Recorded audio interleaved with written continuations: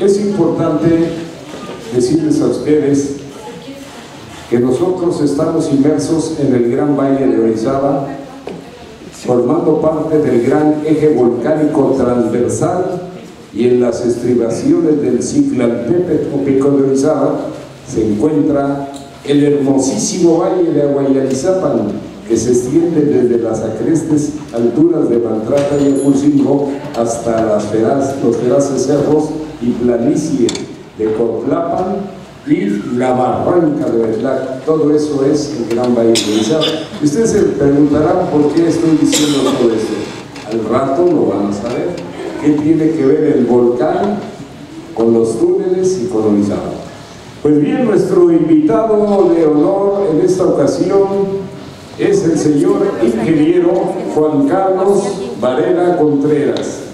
Él nació en esta ciudad el día 18 de octubre del 62, hijo único y orizabeño, egresado de nuestro querido tecnológico de Orizaba en Ingeniería Eléctrica Industrial, 2 años en Pedagogía, inglés del Instituto Cultural Americano Francés, la antigua Alianza Francesa, y maestros particulares, académico en el área de inglés, consultor de inglés para empresas y maestros en inglés desde antes de la pandemia, su actual trabajo comerciante, investigador de túneles de Orizaba y varias ciudades, fuente de Archivo de la Nación y el Archivo de la Iglesia de Investigación durante 3 años y medio, más los archivos de la Iglesia, 12 túneles explorados, 2 derrumbados. Cuando estaba ahí no se encuentra el inicio porque se dieron los hechos y lo que llevó de una cosa a otra, y lo descubrió en el Inter, investigador además. Bueno, vamos a recibirlo con un caluroso aplauso orizabeño.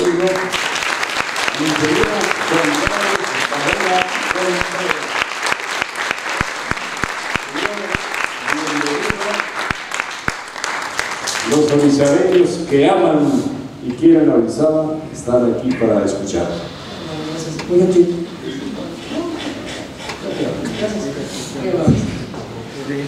Pues bueno,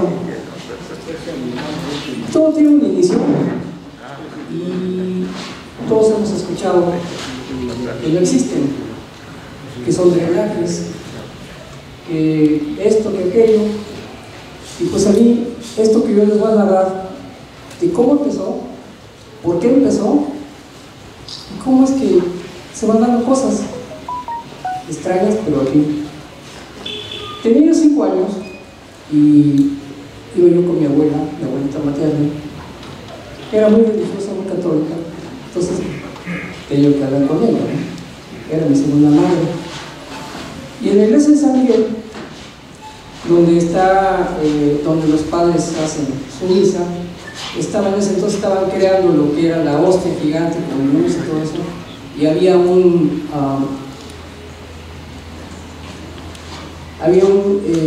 ¿cómo se llama? Un óleo, y había muchísima gente ahí, cerca de eso.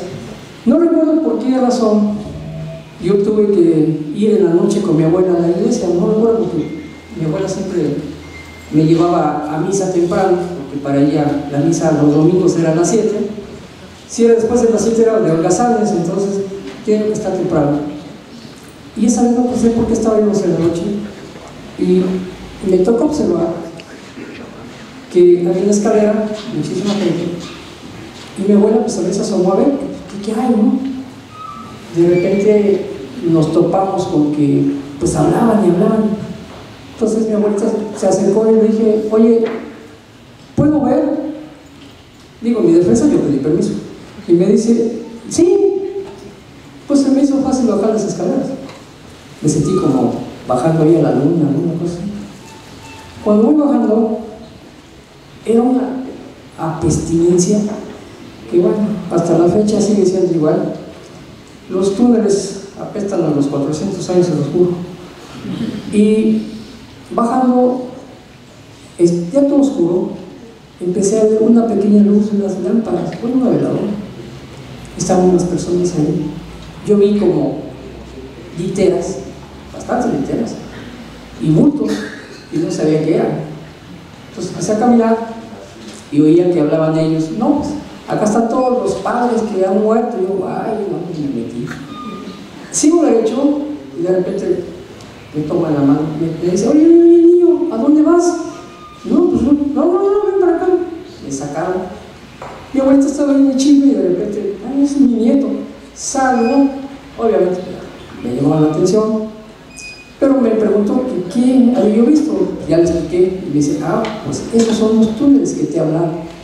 Mi abuela era de Córdoba y me hablaba muchas cosas de los túneles, pero pues eran así como que mágicas, ¿no? O sea, cosas que no tenías idea por qué los túneles, o por qué, quién los hizo, o qué. Pasó el tiempo y pues vas creciendo, hay interés, se oyen muchas cosas, pero nadie tiene la información correcta sobre lo que es. Sobre todo la gente se burlaba o decía que no existía, que era parte de lo que no existe. Ok. Cuando yo lo platicaba, también se burlaba la gente, y se burlaba de lo que decía mi abuela. Era algo que no me agradó. Empecé a preguntar, nadie me supo decir. Acá en los archivos no hay nada de los túneles. Entonces le pregunté a mi padre, que vivía en México, y me dice, pues, ¿por qué no buscas aquí los archivos de la Nación? ¿Y eso dónde es? Pues aquí en lo que era de Conveni, ahora es el Palacio, ahí están los archivos.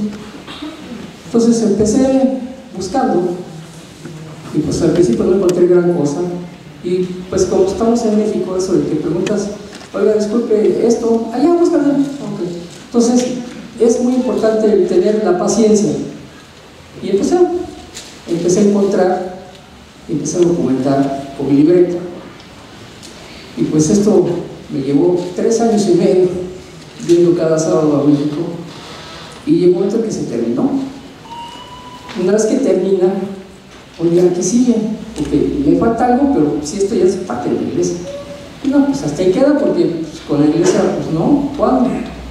En aquel entonces, la familia Latapí, que también aquí vive, el dueño de la empresa era amigo de mi padre, y su esposa y él no tuvieron hijos. Entonces, en la iglesia, ella pesaba mucho, la señora Yolanda Latapí, pesaba muy fuerte. Y mi papá le platicó que andaba buscando yo cómo sacar información sobre los túneles, pero que pues, yo había sacado de los archivos, pero faltaba el acceso a la iglesia. Y ella simplemente me dijo que me haga un escrito y te van a dar permiso, no te preocupes. Yo lo mismo se lo escribí así, como un trabajo escolar. El lunes me llamaron, lo esperamos. Llegué el sábado de nuevo, me presenté en la diócesis y sí, me pusieron, ¿quieres desayunar? No, ya vamos a cenar. Aquí hay una persona, lo que vayas a investigar, lo que vayas a sacar, te vamos a pedir nada más que te enfoques a los túneles. Vas a ver muchas cosas, te pedimos que por favor eso no lo toques, dedícate nada más a lo que es lo que tú quieres. Lo que quieras desayunar, comer, asesoría. Aquí no estaba una persona, me imagino que me estaban checando, y esa fue una parte que saqué de la información sobre la iglesia. Y ahora después me mandaron a otra que ahora se llama Representación del Vaticano, y después de ahí me mandaron a Puebla. Y pues lo importante era empezar a buscar túneles, porque ya tenía la teoría, me faltaba la práctica. Entonces empecé a investigar, pero esto empieza así. Cuando fue la conquista, los españoles hicieron en su ingeniería la creación de túneles.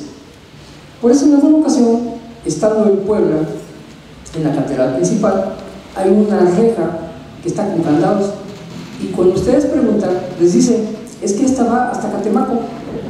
La gente se ríe, ¿no? Esa reja da a la entrada de un túnel, que por si te lleva un túnel para turistear, y que te da a Catemaco. Esto es que la iglesia creó un túnel que no es muralla china, o sea, vamos a aclarar, no es muralla china, pero las conexiones son las siguientes: es Orizaba, Jalapa, Córdoba, el puerto de Veracruz y Catemaco. Vayan checando los datos, porque todo esto se va a ir balando, todo se empieza a ir balando. Hay muchos túneles que los consideran túneles, pero son cuevas. Hay cuevas que son parecidas a un túnel, que pueden pasar y lo tomaron como túneles, que era el acceso a, pero nada más, no son túneles. Aquí en el Cerro del Borrego, en el Asta, taparon la entrada de lo que era un túnel que bajaba, se venía a lo que era la sub-18, donde estaban las antiguas oficinas de Infonavit. Ahí estaban los túneles, ahí era la casa de la familia Yunes Mansur. Yo en sexto año jugaba con Pepito, que era su amigo. Bajábamos a jugar a los túneles ahí con la sirvienta. Entonces, o sea, había bastante. Pero bueno, para no desviarme, estando en ese ínter, después de la conquista, crearon que las iglesias hubiera un enlace, iglesias con iglesias. Pero hay un asunto, nos topamos aquí en Orizaba con que hay infinidad de túneles. Entonces, no, pues ¿cómo?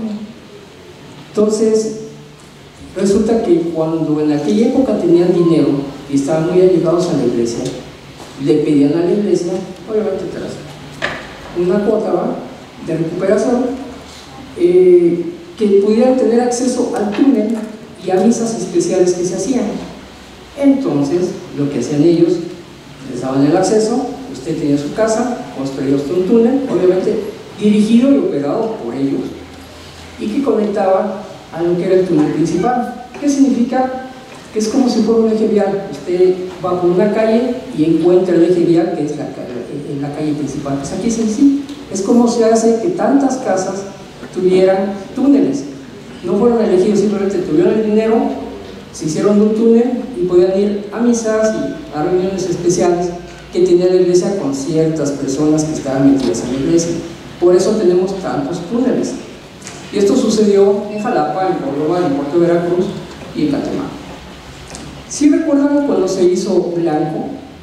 Que eran las personas que son más o menos de mi edad, que eran unos túneles del tamaño de un tren gigantescos. Bueno, hay uno completo que va y otro que regresa. Hay tres túneles de manera distinta, uno en el cual usted puede pasar, aproximadamente están entre 2 metros, 2,30 m, para que usted pueda pasar con 2 personas.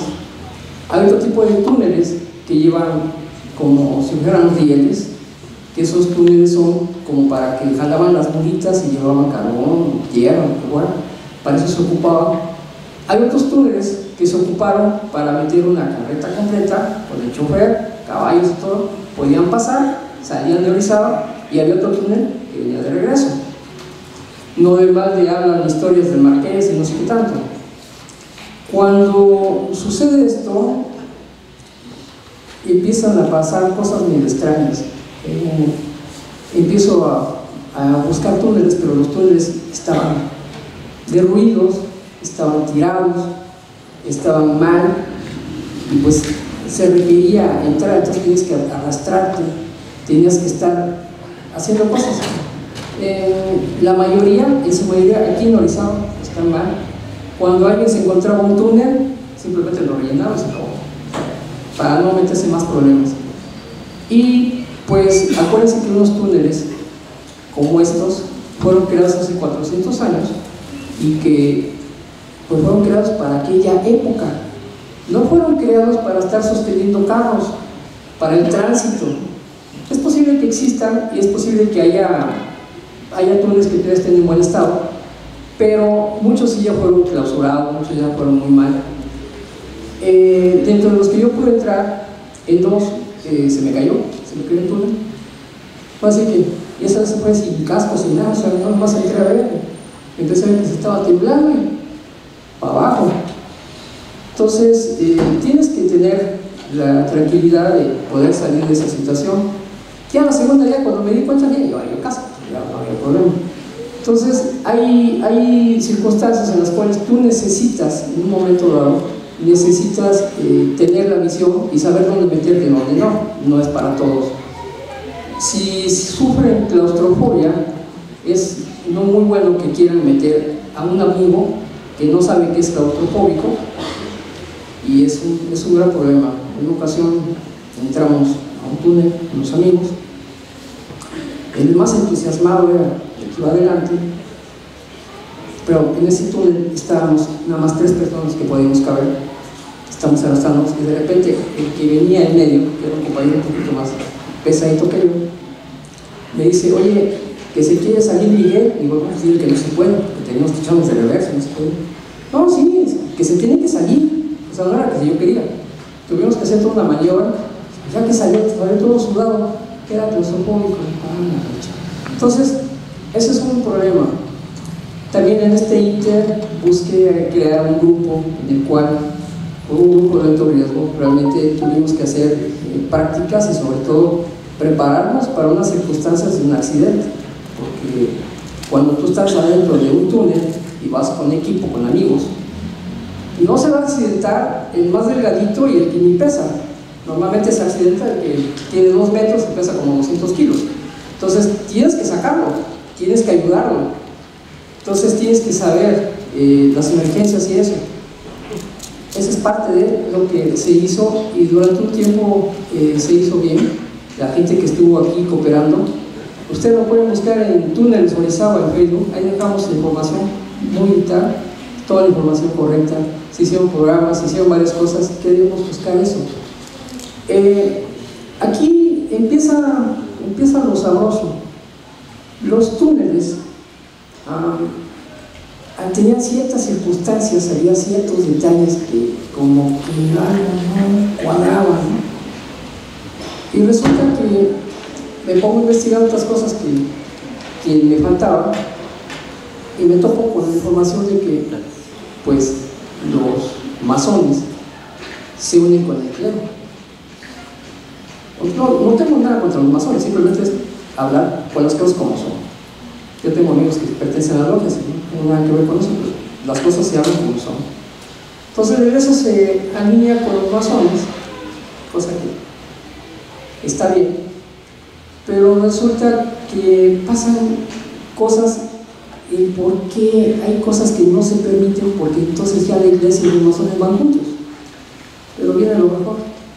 Resulta que en una ocasión me hice amigo de un sacerdote que era tío de Cedillo, padre de Leopoldo Ponce de León, que yo creo que ya murió. Era el que estaba en el Calvario en la época de 1998-99. Nos hicimos buenos amigos, que por cierto acabó siendo caballero de Amante, pero esa es otra historia aparte. Estando con él, platicando y todo eso, un día me dice, oye, ya fui a conocer los túneles. Un señor de 80 años con cáncer. Y le dije, sí, no, es padrísimo, está de lujo. Señores, señoritas, pueden pasar, no hay ningún problema, parados, como sea, como dicen, pasen, y al ver, apadrino, no tienen sin problema, pueden conocer por allá al fondo, pasen, sí, no hay problema, no hay palomitas, no, que pasen, joven, pasen, vamos, si gustan los que están parados un poco más parados para allá se pueden sentar en la losita de la noche, no hay ningún problema, adelante, pasen. Y estando en ese asunto, me dice, oye, pero fíjate que yo topo, y me llevaron a un lugar especial de los túneles, y le dije al padre, ¿a dónde?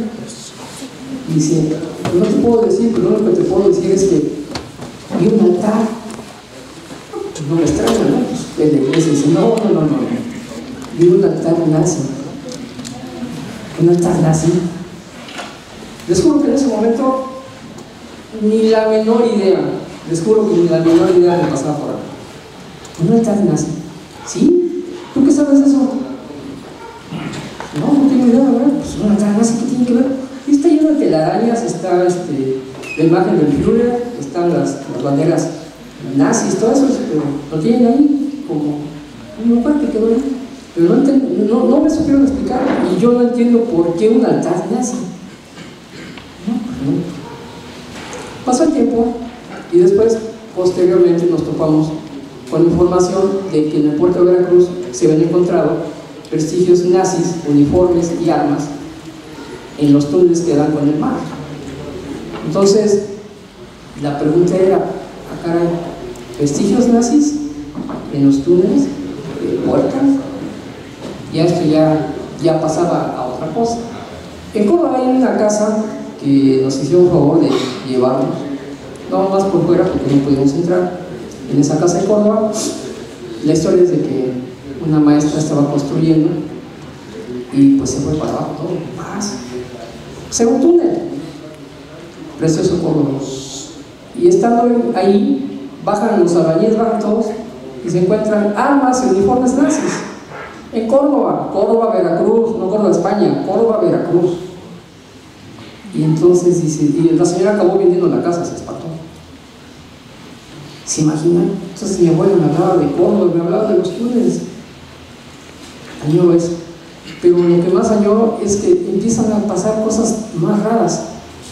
Cuando pasa eso, empecé a atar cabos y dije, bueno, nazis, ¿pero qué tienen que ver los nazis aquí? Pues la historia es así. Cuando iba a tronar Alemania nazi, los alemanes en la guerra de ratas huyen y vienen para América, para Argentina, para Chile, para varias partes, para México. En México llegan al puerto de Veracruz y me decían, es que si vinieron y dejaron aquí sus armas, digo, oye, es que no tiene lógica, dentro de mi manera de pensar no tiene lógica que te topes con que vienes, son tipos que eran de la SS, más de 2 metros, no pasaban desapercibidos, no pudieron haber venido en buques bananeros ni escondidos, los tuvieron que haber dejado en un submarino. El 1977 es el submarino que nos pasó a dejar. O sea, tenemos las placas, ¿no? Entonces, ese submarino dejó aquí a cierta tropa, o estuvieron dejando ciertas tropas, y la iglesia, en sus palabras como eran masones, entre masones se ayudan, ellos los recogen, les dan ropa, ahí dejan la ropa y se cambian y pasan para acá. En Córdoba, en Jalapa y en el puerto pasan por los túneles. Me imagino que guarecían en las noches y ya después en las mañanas pasaron, no sé cómo lo hayan hecho para poder llegar. Orizaba tenía una colonia alemana en 1900, quiero pensar que por ahí un detalle. La otra, quiero pensar que dejaron vestigios nazis a donde estuvieron. Entonces, si Orizaba tiene un altar nazi, Córdoba lo tiene. Y también el puerto. De Córdoba ya tengo identificado y aquí también ya tengo. Me faltaría el puerto, pero bueno, eso va por partes. Lo que sí es que también se manejan muchas cosas que uno no entiende. Por ejemplo, a mí en una ocasión me llegó un amigo y me dice, oye, te tengo un mensaje de otro amigo. ¿Así cuál? Es de un policía, pero es un buen amigo. Pues te dejes de estar investigando lo de las armas. ¿Cómo? Sí. Que te abras, que ya no quieras que siga. Me estuve un rato, sí tuve que dejar porque pues cuando te llegan así en buena onda, pues tú tienes que pensar en tu futuro. Pero pues después de un buen tiempo digo, bueno, pues va de nuevo, ¿no? Y pues ya. Nada más que hay ciertos detalles que hay aquí con la iglesia, con los túneles, y que la gente tiene el temor. Y les voy a explicar. En sí, la iglesia lo hizo. Son sus cosas. Y ustedes jamás en la vida van a poder entrar a lo que sería un túnel por parte de la iglesia. No van a poder entrar.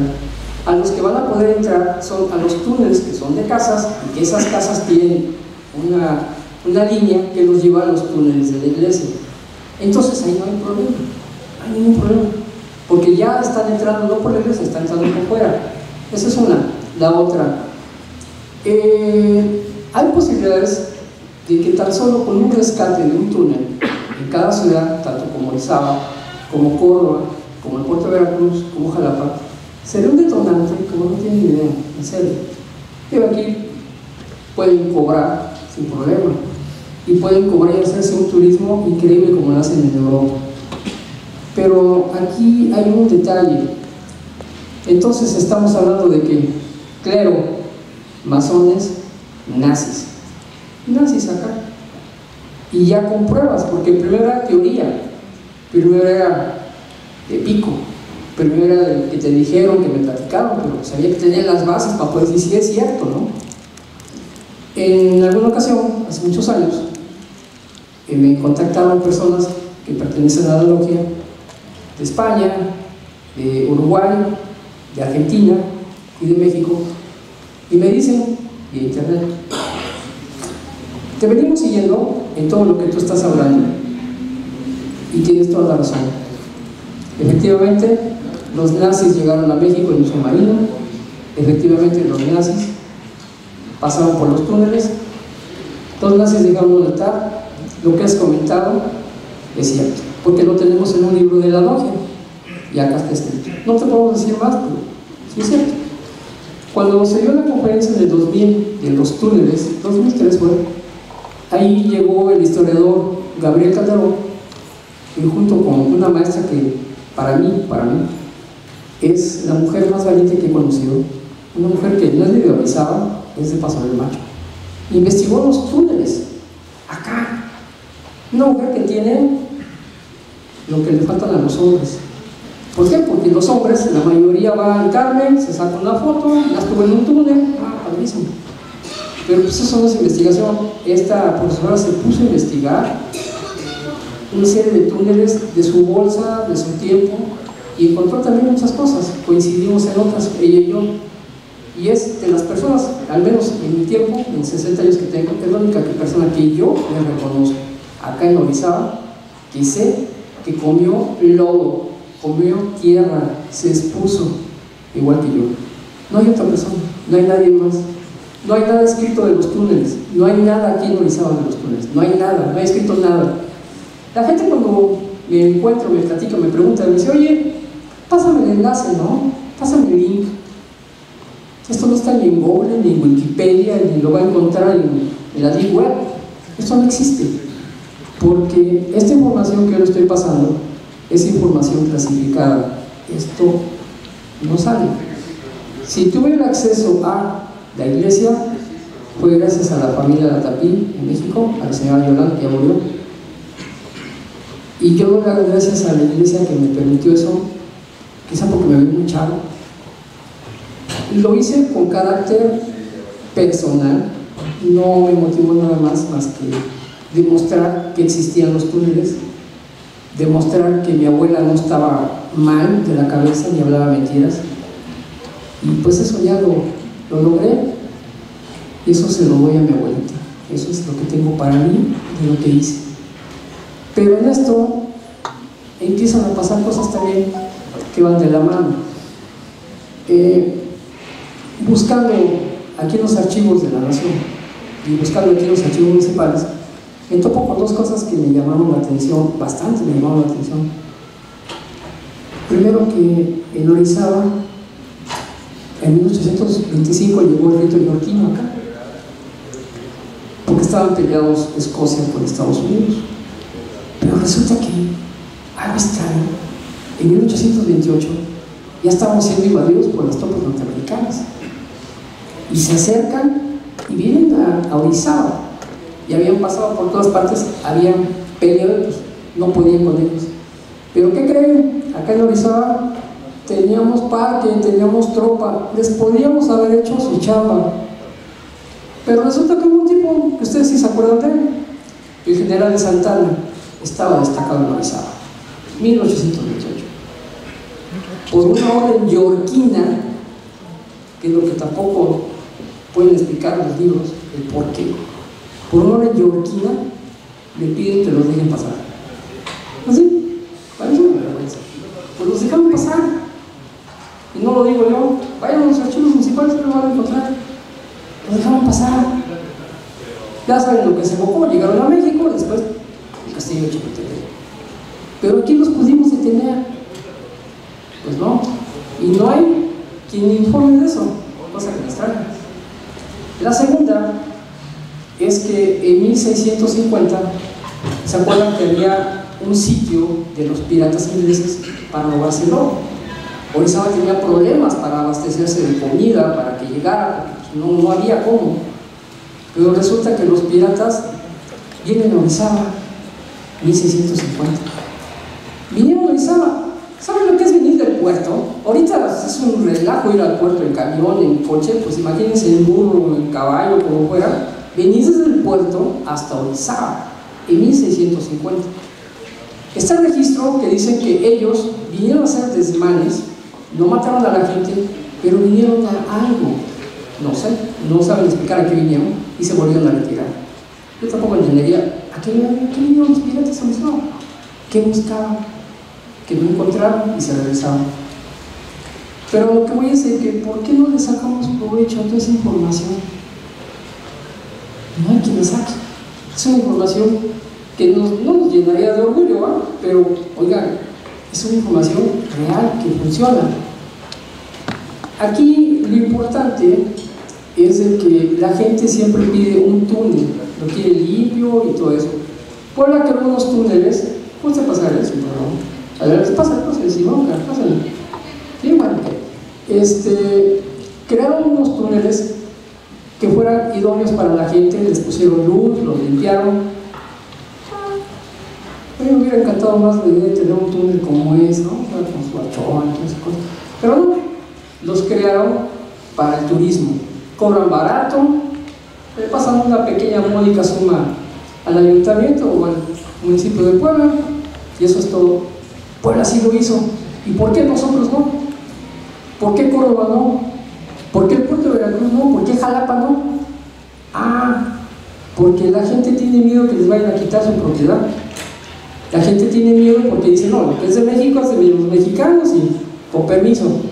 Pues les voy a pasar un dato para los que tienen un túnel en su casa y que lo taparon o que no quieren porque tienen miedo, tienen un temor. Según la ley, si fuera petróleo y fuera otro tipo de oro, material precioso, sí es de México y ahí quedaría porque ahí hay ciertos metros en los que ustedes pueden entrar y México dice esto es mío, lo reclamo. Pero resulta que esta es una propiedad de los que nos conquistaron. Esta es la casa de alguien que nos conquistó y que nos rige en religión. Entonces, no se puede expropiar ni pueden quitar. Entonces, que no los engañen, que les digan que esto se los van a quitar, les van a quitar su propiedad. Eso no es cierto, eso no es verdad. Porque cuando ustedes compraron su propiedad, ya venía el túnel. Probablemente el túnel tiene un pequeño detalle. Hay túneles que fueron aplastados porque pasó el tiempo y casas y casas y casas y casas y casas fueron aplastando, se fueron aplastando. Entonces, sí hay una diferencia porque no siempre todos los túneles están bien. No en todos los túneles usted puede caminar, la mayoría sí están para llorar. Pero hay ciertos túneles que todavía funcionan, que existen, que no han sido derruidos, que todavía están vivos y que le pueden sacar provecho. Entonces, yo creo pensar que hay una propuesta para Orizaba, al menos para Orizaba, no sé, Córdoba me gustaría, pero para Orizaba sí hay una propuesta de un túnel y se los voy a comentar el por qué, cómo lo pueden hacer y podemos tener un túnel que puede entrar aquí la gente. Por otro lado, sobre los nazis, les voy a explicar algo. Estando en esta investigación, tengo dos hijos y una hija. Uno de mis hijos se fue a trabajar joven a la Ciudad de México y lo mandaron, no sé, a un área y la persona no estaba. Entonces se le hizo fácil, pues, para matar el tiempo se fue a la basílica. Voy a conocer a la Virgen de Guadalupe. Va. Resulta que se va a conocer a la Virgen, se aventó todo el tour y de repente pues, está curioseando el joven, quiere bajar a lo que sería una especie como de una ruta, un túnel que está con cadenas y va y se asoma, todo como en París, ¿no? Todo lleno de esqueletos y eso. Y de repente se le acerca un fraile y le dice, joven, no se puede, está cerrado. No, es que estoy mirando, o sea, ya se iba. Dice, no, es que mire, aquí hay vestigios de la Segunda Guerra Mundial. Y le dice, dijo, ¿cómo? Sí, dice, mire, lo que pasa es que aquí hay ropa, uniformes, armas de los nazis, de los alemanes, y entonces ahí se quedaban, y la verdad es que no queremos tener problemas. Y mi hijo se acordó de lo que yo decía, y esto yo lo había escuchado. O sea, que en México desencadenó todo, o sea, terminó ahí, porque hay túneles en México. Entonces, todo esto no es que sea malo, pero es parte de la historia. Entonces, esa es una. La otra, resulta que estaba en la investigación, y esto fue una teoría también, estaba en la investigación a un arquitecto Henry. Estábamos en el grupo que habíamos creado y en la laptop tenemos las direcciones de lo que habíamos investigado. Y estando ahí, le dije, oye, ¿por qué no quitas las direcciones y dejas el mapa para ver cómo nos va, ¿no? Porque andábamos buscando puntos. Y nos topamos con que a la hora que él quita, de blanco y negro quita las direcciones, a los dos cuando lo quita nos quedamos así viendo y los dos al mismo tiempo lo dijimos, esto no es un mapa, es una constelación. Entonces a mí me cayó así como que una constelación. Recuerden que cuando la Virgen de Guadalupe viene el manto, vienen estrellas. Me voy para atrás, cuando era yo niño, en los 60s mis padres me llevaron a la basílica a conocer a la Virgen de Guadalupe y estando ahí pues me maravillaba ver los colores de la Virgen y cuando pasabas por acá abajo no había color, estaba en blanco y negro. Mi mamá no me supo explicar por qué no había color y por qué de lejos sí se veía, pero bueno. Había unos carteles gigantescos, bueno, yo estaba enano, ¿no? Había unos carteles gigantescos donde aparecían fotografías que decía en color fucsia, decía NASA, copia de la NASA y Vaticano.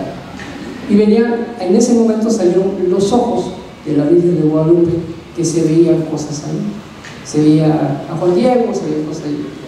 También venían las estrellas, que eran varios cúmulos de varias constelaciones de esa época cuando se apareció la Virgen. Decían, no, es que para los que no creen en esto, decían, es que pintaron, con eso dieron una doctrina y pues simplemente como estaban observando la iglesia, el observador de las estrellas, simplemente plasmó la constelación de ese momento, en esa época. Pero fíjense que hay un pequeño detalle, la constelación y las constelaciones que tiene la Virgen de Guadalupe en su manto son varias y son precisamente de esa noche, pero eso se descubrió hasta 1976 porque el Skylab empezó a ver las constelaciones ya en el espacio. Aquí las que vemos de aquí a allá es una cosa y la constelación que vemos en el espacio es otra. Entonces ahí se dieron cuenta que las constelaciones que estaban plasmadas en el manto de la Virgen de Guadalupe no eran las que se veían de acá, sino las que se veían desde allá. No pudieron los pintores haber pintado una constelación o varias constelaciones desde el espacio y plasmarla en el manto de la Virgen de Guadalupe. Recuerden que la iglesia siempre se ha manejado por las estrellas.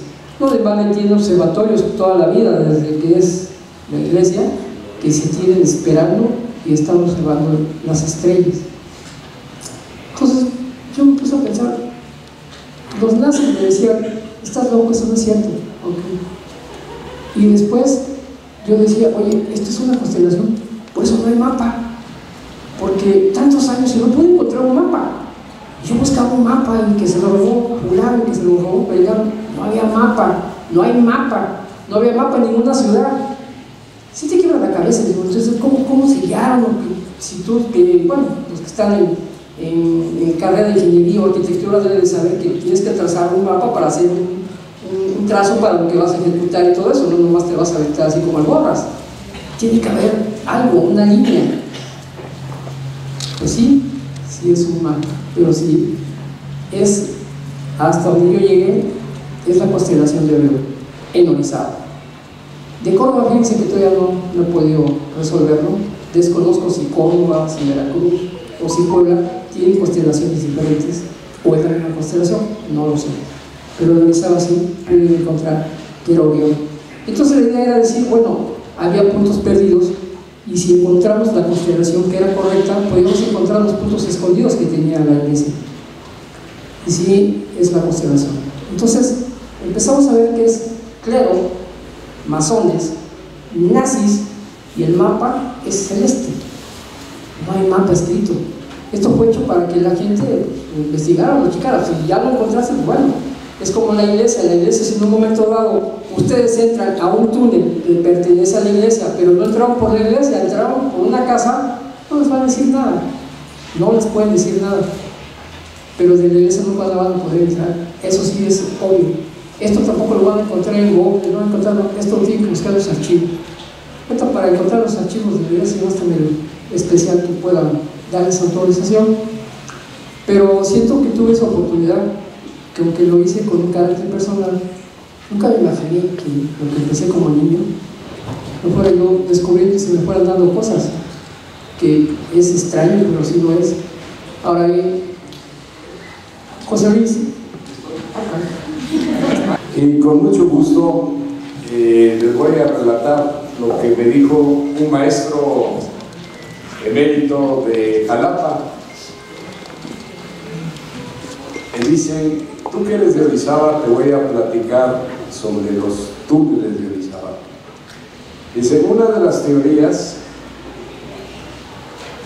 es que el volcán tomó parte, y en la última erupción del año 1500, según Alexander de Humboldt, en un libro, está en un libro, en la última erupción fuerte del volcán y sus cenizas llegaban a Centroamérica. Y que la teoría es la siguiente: que la lava fue quien hizo los surcos aquí en Orizaba.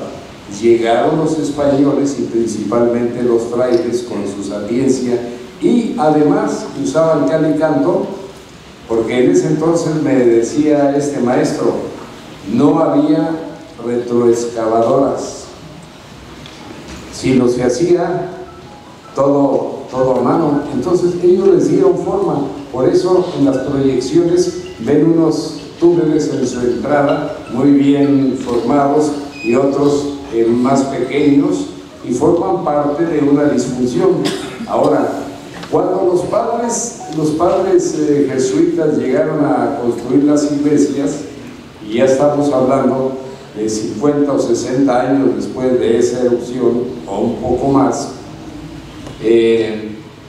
tenían que evangelizar, porque a eso los mandaron de España, a evangelizar. Al azteca, al aborigen le preguntaban: ¿cuántos dioses tienes? Y ellos decían: tengo el dios de la lluvia, el dios del sol, el dios del maíz, el dios... ¿Cuántos dioses? Yo nada más tengo un solo Dios. Dice, pero ¿cómo nos los demuestras que tu Dios es mejor que los de nosotros? Entonces, ahí fue cuando usaron los túneles. El sacerdote quedaba ahí en San José y les decía: cierren y pongan una guardia, y verán que yo no me salgo y voy a aparecer en otra iglesia de aquí de la ciudad. Por ejemplo, voy a aparecer en el Carmen, y vayan a esperarme. Y efectivamente salía ahí en el Carmen.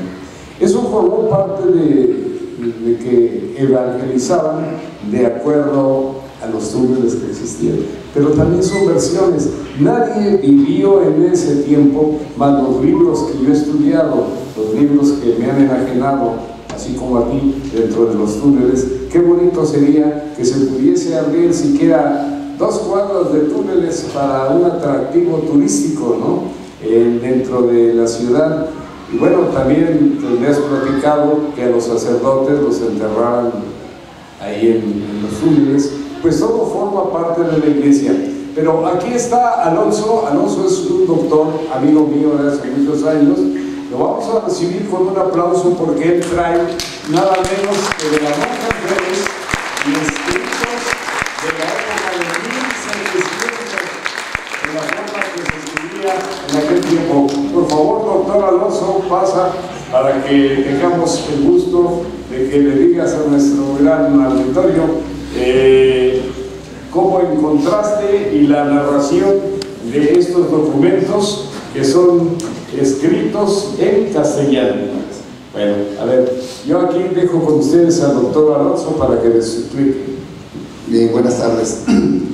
Me da gusto ver tanto coterráneo en este tipo de eventos. No esperaba que estuviera lleno este auditorio, pero créanme que me admira mucho el interés que demuestran en este tipo de conferencias. Bueno, voy a tratar de ser breve. Es una anécdota que vivimos en la infancia. en 1967-68 más o menos. La casa de ustedes, de mis padres, estaba enfrente al río. Aquí veo algunos vecinos de aquella época también, se van a acordar de esa famosa cascada que se hacía cuando el río iba de bajada, en la cual nosotros la atravesábamos y nos internábamos en esa casona vieja, que ahora es el fraccionamiento El Molino, y íbamos a jugar. Nos metíamos a unos túneles, efectivamente, ahí habíamos hecho nuestra área de juegos, unos túneles a veces grandes, a veces pequeños, que teníamos que arrastrarnos para llegar, pero pues al fin chamacos éramos inquietos y así jugábamos. En una ocasión nos perdimos, nos metimos más allá de los túneles que normalmente lo hacíamos, y resulta que llegamos a una confluencia de varios de esos túneles y pues fue una sorpresa muy grande. Lo peor de todo, o lo mejor de todo, es que para nuestra sorpresa y nuestro susto encontramos una tumba que decía la lápida ahí: aquí yace la monja Alférez, y una leyenda en su lápida. La verdad nos dio miedo, teníamos 9, 10 años, y salimos lo más pronto de ahí. Le platicamos a nuestros padres y en lo personal, pues como que no nos hicieron caso, y el consejo fue: ya no se vuelvan a meter por ahí, que algo les vaya a pasar. Sí, en nuestra salida había un baúl de madera en el cual había muchos documentos, papeles, hojas, y de pasada, ahora sí como decimos, de pasada, yo agarré estas hojas que datan de 1732, 1731. No se ha podido hacer una transcripción adecuada porque tal parece, según me han dicho la gente que sabe de esto, que es castellano puro, y es un poco confuso hacer la transcripción a nuestro castellano actual. Entonces es algo que pues, es una anécdota que quedará en nuestras vidas, y cuando yo vi el anuncio de esta conferencia, inmediatamente mi inquietud fue asistir para escuchar, documentarme más. Con el tiempo yo me investigué un poco sobre la monja Alférez, la señora Catalina de Urazo, una monja que se vestía de hombre. Por si a alguno les queda raro el nombre, era una monja que se vestía de hombre para luchar por sus principios, era una buena espadachina, según dice la historia. Tuvo una trayectoria de muchas batallas, de hecho los historiadores aún no se ponen de acuerdo dónde murió, lo encierran en una frase muy simple que dice: murió en el virreinato de la Nueva España. Pues sí, efectivamente, éramos un virreinato en esa época, y por ahí algunos han detallado un poquito más que tuvo unas aventuras aquí en Cotastla, y mencionan a Orizaba también. Entonces pues parece un tanto difícil de entender. Ojalá hubiéramos tenido en esa época celulares, ¿verdad?, para haber tomado fotos y haber grabado, pero pues simple y sencillamente fue nuestra visión de un primo y un amigo que andábamos ahí jugando.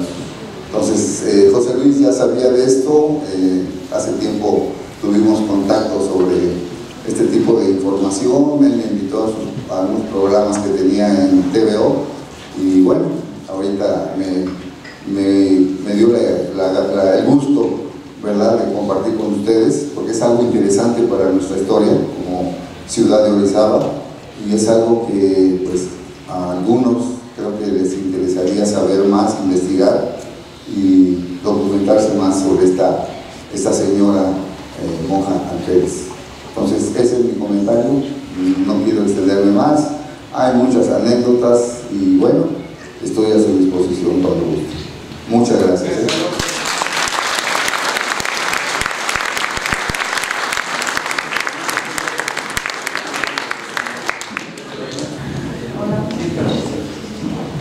Bueno, a ver, ¿quién levanta la mano para compartir también en este estribo su historia? ¿Quién ha visto un túnel en casa o en un lugar? ¿Nadie? No tengan miedo, ya les dijeron que no se los van a quitar. Bueno, en mi casa, que es el Azur 11, sí hay un túnel que nosotros lo ocupábamos para jugar y bueno, mi mamá lo tapó, pero es atrás del Carmen. Entonces sí, ahí en la casa de nosotros, la casa de la familia Loyo, sí hay un túnel. Ah, como no, muy reconocida la familia Loyo en Orizaba. Así es. ¿Han visitado el Museo de Arte del Estado? ¿Se han visitado? ¿Sí les han platicado qué hay en el museo?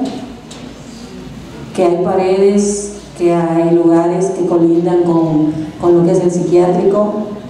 Nuestra ciudad tiene mucha historia, tiene muchas leyendas también dentro de esa historia, pero es por eso que hoy en día es pueblo mágico, porque si nosotros seguimos buscando, es como un pequeño tesoro que tiene escondido en sus colonias, en sus iglesias, en los puentes.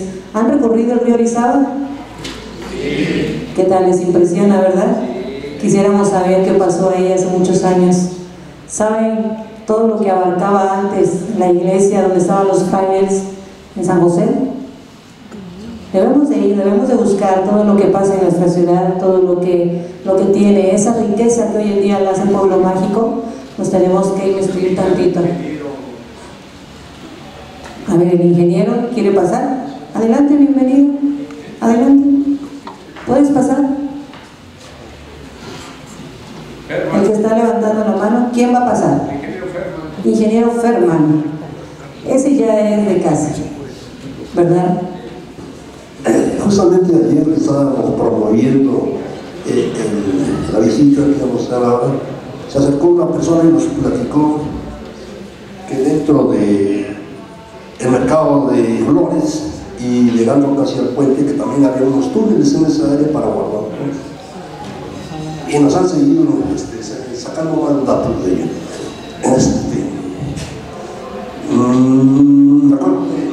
Me acuerdo de varias cosas que el ingeniero Moreno, pero ahorita sí, así es. Y bueno, por ese rumbo, usted lo conoce muy bien, ¿no? Sabe de sobra que eso es por ahí. Y que están interconectados con la iglesia de San José y el mercado de flores, es donde se guardan las mercancías. Y hay lugares, el Carmen, el Calvario, tantísimos, pero no lo hemos podido comprobar. Por eso que estamos todavía estamos en espera de investigar un poco más. Muchas gracias. Muy bien, ingeniero Ferman. Él no se compromete, ¿escucharon? Dicen. Yo quisiera preguntar a los ponentes que nos platiquen un poquito acerca de lo que era San José y de dónde a dónde abarcaba, porque a mí me han dicho muchas cosas, pero yo quisiera que uno de ellos me contestara. ¿Quién será? Que era sumamente grande, ya ha sido portada. Lo que es el instrumento era un colegio, una preparación. Todo lo que tiene que ver con los túneles fueron creados por los monjes, por los frailes, por los monjes capuchinos y toda esa orden, porque hasta eso hay niveles, no cualquiera estaba metido con los túneles. Es como lo que vemos ahora en carácter militar, que muchos pueden tener un grado, pero no pueden tener el acceso a, porque aquí hablamos de accesos. Yo cuando tuve la oportunidad de entrar a la iglesia a ver esto fue el acceso a, yo no tenía, pero me dieron el acceso a, entonces es el acceso.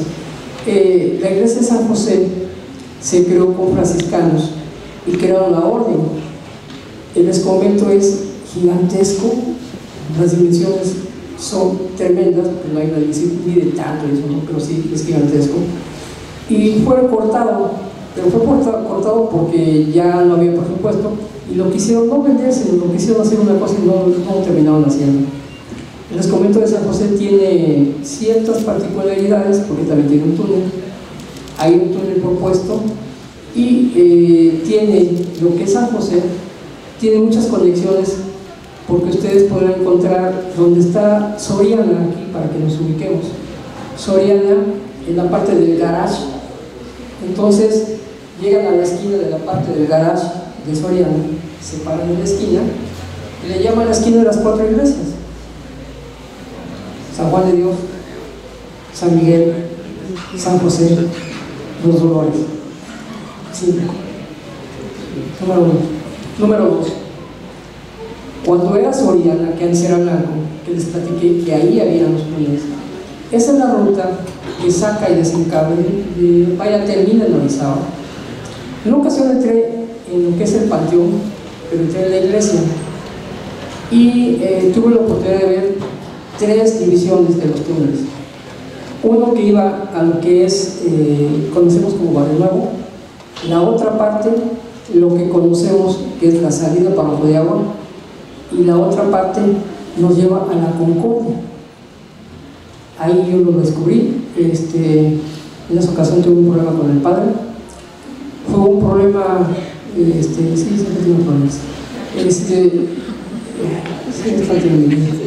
Lo que sí puedo decir es que me costó mucho trabajo que alguien me prestara equipo de petróleos en aquella época. Me prestaba un equipo, casco, parecía astronauta, bajo con radio y todo. Y ya que empiezo a caminar, sí me encontré con fetos, no sé si eso os puedo asegurar, que me encontré con fetos. Y cuando iba yo ahí, me empiezan a gritar por radio. Pues, ¿qué pasa, no? Entonces me salgo, porque iba yo quería ver a dónde estaba la entrada de Orizaba. Pero me sacan, me dice el padre que cierra y que pone el candado. Y dice: esta es la última vez que vas a entrar. ¿Pero por qué? ¿Tú trabajas para el ayuntamiento? Y empezaron a hacer de cosas. Entonces, bueno, esa es una cosa. Ese túnel, aunque hicieron el puente, todavía existe. Aunque lo taparon, pusieron una jardinera, todavía existe el túnel. Ahora bien, yo quería ver si hay la posibilidad de que le vendiera la laptop. Lo que quiero concluir aquí es unas imágenes de las protecciones que existen acá y que ustedes se van a dar cuenta si las tienen en su casa, y van a saber si tienen un túnel en su casa. No sé si los puedas encontrar, Sonia, por favor. Les explico. Si ustedes pueden observar hasta arriba, esa crucecita especial son como la que tenemos en los archivos. Si puedes encontrar tu imagen, por favor. Hay una que está en los archivos municipales. Cuando vayan al archivo municipal enfrente de lo que es el Parque López, van a encontrar en las protecciones que tiene esa particularidad que sacar. Ese es el mapa celeste. Bueno, estos son protecciones normales, pero esa cruz es en especial la que indica que usted tiene un mapa, igual que está en los archivos municipales aquí de Orizaba. Mucha gente no les gustó, tiraron y no sabían que tenían un mapa. Tenían un túnel, pero lo que sí es de que mucha gente no les gusta este tipo de protecciones, son antiquísimas, pero era el indicativo. ¿Qué pasaba? Que en aquella época mi abuela me decía que para casarse tuvo que entrar a un túnel para entrar a una casa donde las podían casar, porque estaba prohibido. Entonces, aquí para que ustedes tuvieran el acceso a eso, si me venían persiguiendo, tocaba yo, daba una clave que daba la iglesia nada más, y con esa clave ustedes podían acceder a ese túnel, se escondían, salían por otro lado. Esa era la función también que se daba con eso cuando hubo persecución. Y sobre todo que andaban persiguiendo, el gobierno andaba persiguiendo a gente que supiera dónde estaban los túneles, porque querían encontrar oro. Y ese es un pequeño detalle, siempre han querido encontrar oro. Aquí, con lo que yo quiero concluir es esto. Por si me están escuchando, mi búsqueda del Santo Grial, que para mí sería el altar nazi de Orizaba, va a ser para documentar. Lo he dicho una vez y lo digo como es. No tengo otro interés. El clero, que sé que sigue mis pasos fielmente, con lo que hago la boca, con lo que escribo, nunca he salido de la línea, siempre he sido respetuosa, he cumplido con mi parte. Y si yo encuentro la manera de entrar al altar, voy a hacer eso, documentarlo. Nunca les voy a decir dónde está, simplemente sí está, aquí está la prueba, nomás para concluir de que sí está. Pero eso no va a servir para que sea motivo de que pasen a visitar y que van a cobrar tanto por entrar. No, eso nunca va a suceder. Acá en Orizaba, hace 30 años, para los que son de esta edad, vino un polaco, y yo lo emulo él, porque este polaco vino a dar una conferencia en el Palacio de Hierro, donde encontró la tumba de Quetzalcóatl. Él encontró a 4.800 pies en el pico de Orizaba. Mostró imágenes, mostró la tumba, mostró todo lo que tenía en alhajas, en todo lo que era el monumento, y lo documentó y lo dejó igual. Y todo el mundo, los reporteros, toda la gente, empezó a preguntar, a cuestionar, ¿dónde estaba? Y él simplemente dijo, no lo puede ser. Oye, entonces, ¿para qué? No. Les dije que sepan que aquí está la tumba de Quetzalcóatl, que está a 4.800 pies, el pico de Orizaba. Pero yo no les voy a decir dónde están, porque la gente, ustedes no van a ir, pero hay gente interesada que va a subir, va a saquear y va a quitar todo lo que hay, ustedes nunca se van a enterar. Por esa razón, hay que se quede escondida, no van a saber dónde está. Y se fue el polaco. Un polaco que no tenía nada que hacer, y si no hubiera sido una investigación que nos correspondía a nosotros, y preferió que lo hizo así para que no hubiera saqueo. Lo mismo va a suceder acá, porque sí también, sí dejaron también ciertas alhajas y ciertas cosas para el Führer. Entonces, bueno, no hay ningún problema. Y pues bueno,